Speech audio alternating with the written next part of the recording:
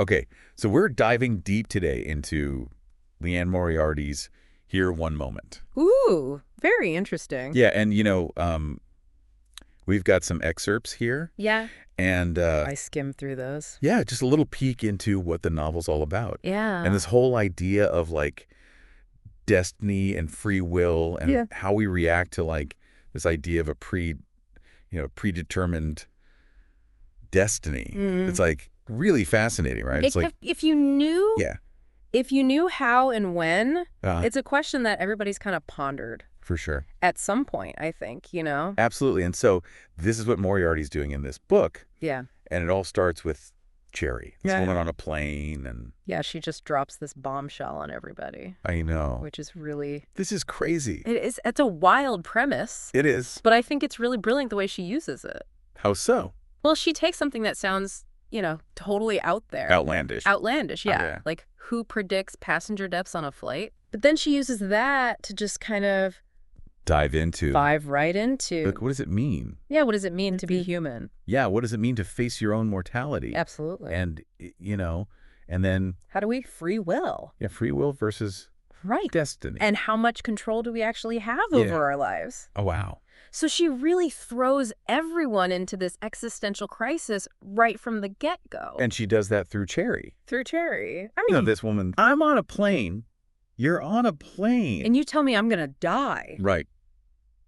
Like, how do you even... Well, and at first... react to that? At first, people just think it's a joke. Right. They're like, oh, this is... a weird prank. A weird prank. Or she's, a little off. Maybe she's not all there. But then as things start to unfold... Oh, boy. And, It gets real. It gets real. Yeah. Her predictions start coming true. And then people are like, oh.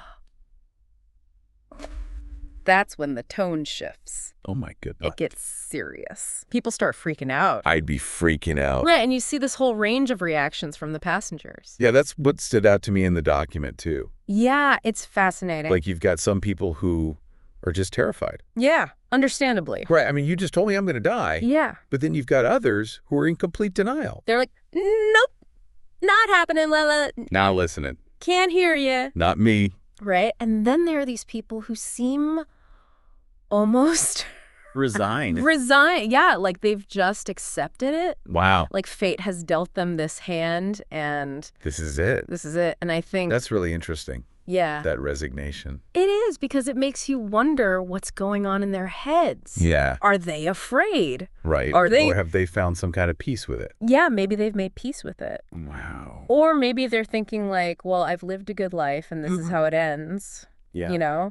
And I think what's really clever is how Moriarty ties these reactions back to... our everyday lives. Yeah, like everyday anxieties. Yeah. The document mentions a character who's freaking out about a work deadline.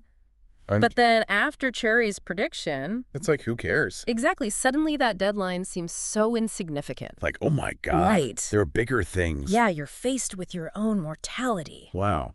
And all those little worries just kind of... fade away. Yeah. And that makes you think. It does. If we knew how much time we had left, would we live differently? Would we change our priorities? Yeah. Would we appreciate the things that really matter? The relationships. Yeah, the relationships, the moments. It's like that saying, live each day like it's your last. Right. But it takes on a whole new meaning. Oh, yeah. When you actually know it might be your last. That's deep. It is. And I think that's what makes this book so thought-provoking. Yeah. It's not just a thriller. It's more than that. It's a philosophical exploration. Of the human condition. Yeah. What does it mean to be alive? Wow. What does it mean to face death? Yeah. And how do we grapple with the idea... of fate. Of fate, yeah. And the idea that maybe we don't have as much control as we think we do. It makes me think of that whole free will versus destiny debate. Oh, absolutely. It's like, are we masters of our own fate, or are we just playing out a script that's already been written? Right. And Moriarty doesn't give you a simple answer. No. She doesn't say it's this or it's that. And she presents you with all these different perspectives. Through these characters. And their reactions. And she invites you to consider... your own perspective. Your own perspective, yeah. How would you react if someone told you you were going to die? Yeah. Would you try to change your fate? Like avoid everything? Right, like become a recluse and never leave your house? Yeah. Or would you embrace it? Live it up. Live it up, yeah. Maybe even find some kind of strange freedom in knowing. Oh, that's an interesting thought. Freedom in Moy. Yeah, like if you knew you were going to die in a year, would you quit your job? Travel the world. Travel the world, yeah. Right. Spend all your money. Finally write that book you always wanted to write. Exactly. Yeah. Finally do all the things you've been putting off. Wow. Because you thought you had all the time in the world. Yeah, it really puts things in perspective. It does. And it's not just about the passengers themselves. No, the document mentions how Moriarty also explores the ripple effect. Yeah, the ripple effect. On their loved ones, their families, their relationships. How does knowing someone's fate affect everyone around them? Yeah, affect everyone around them. That's a whole other layer of complexity. It is. It's not just about individual fates. It's about the interconnectedness. Yeah, the interconnectedness of our lives. Yeah, and how one person's destiny can impact so many others. Yeah. Wow.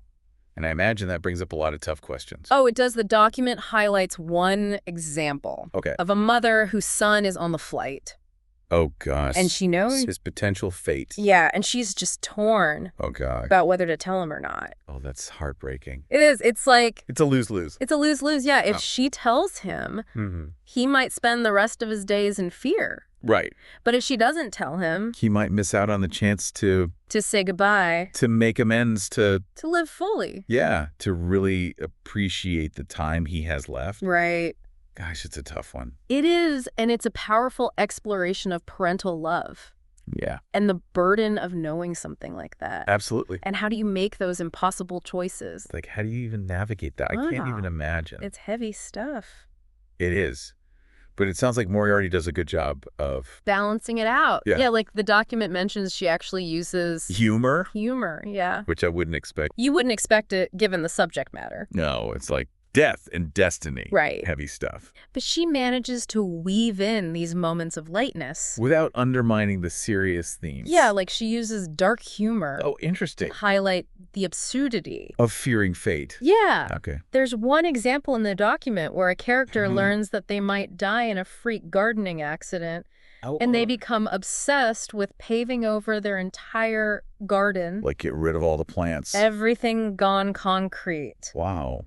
It's funny, but it's also kind of tragic. It is. Because it shows how fear can make us act irrationally. Yeah. And how sometimes we try to control things that are ultimately out of our control. Yeah, that's really insightful. And I think the humor acts as a release valve. Yeah, like a pressure valve. Yeah, it prevents the story from becoming too overwhelming. Too heavy. Yeah, too preachy. Too doom and gloom. Right, it keeps it engaging. Yeah. While still dealing with these profound questions. It sounds like she's got a real talent for that. She does. The document mentions the critical acclaim. Yeah. And it's well-deserved. Absolutely. She knows how to tell a story. Yeah. That's both entertaining and thought-provoking. Well, this has been a really fascinating deep dive. It has. We've gone from, a woman on a plane predicting deaths. Right. To exploring the nature of fate and free will. The human condition. The human condition. The impact of knowing our own mortality. Of ripple effects on our loved ones. So much. Yeah. And it all comes back to that question. That big question. Yeah. If you could know your fate. Would you want to? Would you want to? Would it empower you or paralyze you? Would it make you live more fully or would it make you afraid to live at all? I don't know if I have the answer to that. It's a question that probably doesn't have a right or wrong answer. It's personal. It is, yeah. But it's definitely something to think about. Absolutely. And if you're intrigued by these questions... by these ideas... yeah. Check out Here One Moment. Liane Moriarty's book. Yeah. It sounds like a wild ride. It is a wild ride. And a compelling blend of suspense and philosophy. And who knows, it might just change how you view life. And the choices you make. Exactly. So much to ponder. Yeah, food for thought. Food for thought indeed. All right. Thanks for joining me on this deep dive. My pleasure. Until next time. See you then. Bye. Bye.